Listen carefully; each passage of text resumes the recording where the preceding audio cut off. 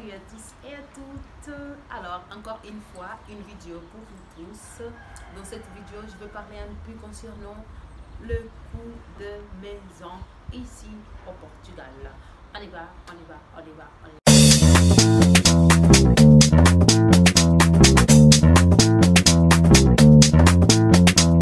Alors, bonjour à vous tous. Ici c'est le Portugal, la chaîne qui vous parle de l'immigration au Portugal. Et dans cette chaîne, nous allons parler un peu concernant l'immigration, quel que soit par motif d'études, motif de travail, motif de santé, motif de tourisme. C'est un peu du tout que nous allons parler ici. D'accord? Alors, dans la vidéo d'aujourd'hui, je vais vous parler un peu concernant le coût de loyer ici au Portugal. Le coût du loyer, tout ça dépend de la ville où vous serez. D'accord? Comme à Lisbonne, vous pouvez, le coût minimal c'est 200 et disons le maximal jusqu'à 500, bien même plus. Ça c'est le coût d'une seule chambre, d'accord?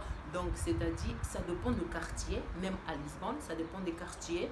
Là où vous allez trouver, il y a quand même ceux parfois qui habitent au centre et préfèrent de partager la chambre avec une autre personne. Disons parfois vous allez louer une chambre de 400 € et vous allez partager chacun 200. Ça c'est plutôt pour les appartements qui se trouvent un peu plus au centre, d'accord? C'est un peu plus cher, vous pouvez trouver même la chambre à 500 € et voilà, c'est un peu ça à Lisbonne. Mais à part Lisbonne, il y a aussi des autres villes. Parce que Lisbonne c'est la capitale, Porto c'est la deuxième ville, il y a quand même des autres villes. Comme un exemple ici à Aveiro, le coût se lève à partir de 100 €. Oui, vous pouvez trouver une chambre à 100 € ici à Aveiro.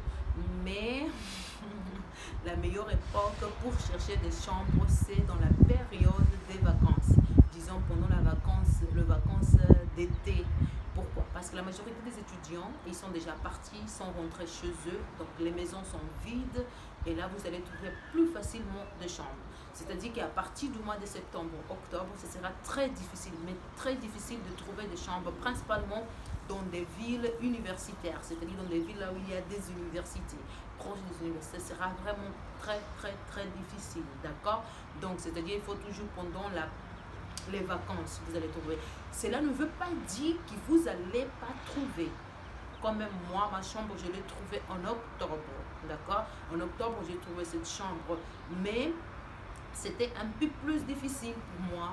C'était un peu plus difficile. Je me rappelle que quand j'étais en Italie, je cherchais un peu des maisons avant de venir ici au Portugal. J'ai cherché, quand même j'ai contacté quelques-uns et c'était quand même prix abordable. Et le problème, c'est que beaucoup d'entre eux ne m'ont pas accepté de me louer ou bien voilà, ils étaient un peu comme ça, ils n'ont pas accepté. J'ai dû quand même être ici sur terrain pour pouvoir louer ma propre chambre. Et un peu ça. Mais il y a aussi des chambres avec tout inclus, disons les frais, les factures. Vous pouvez trouver ça à 250.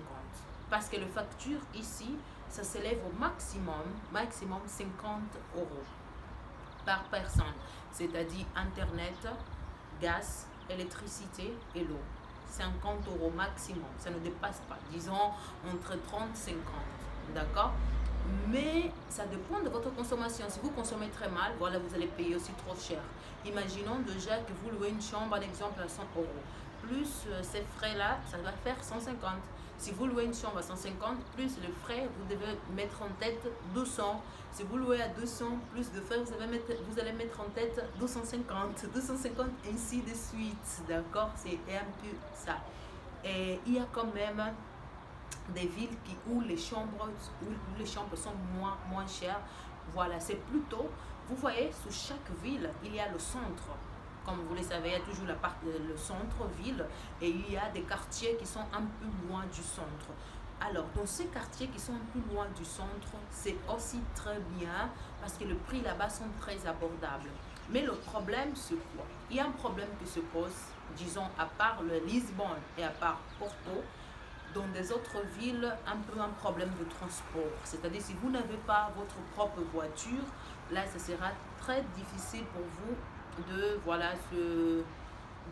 ce sera très difficile pour vous de vivre un peu plus loin parce que vous allez dépendre du bus et parfois le bus n'est pas trop régulière. Et quand même le métro, parce qu'ici il n'y a que métro dans ces deux grandes villes, Lisbonne et Porto. Dans des autres villes, il n'y a que le train, d'accord? Donc, c'est-à-dire ça devient un peu difficile. Si vous n'avez pas le transport, si vous n'avez pas la voiture, vous allez galérer un peu pour le transport. Mais cela veut pas dire que vous ne pouvez pas. Il y a quand même beaucoup de gens qui vivent un peu loin du centre, mais voilà, mais ils vivent en fait, c'est pas ils survivent, ils vivent.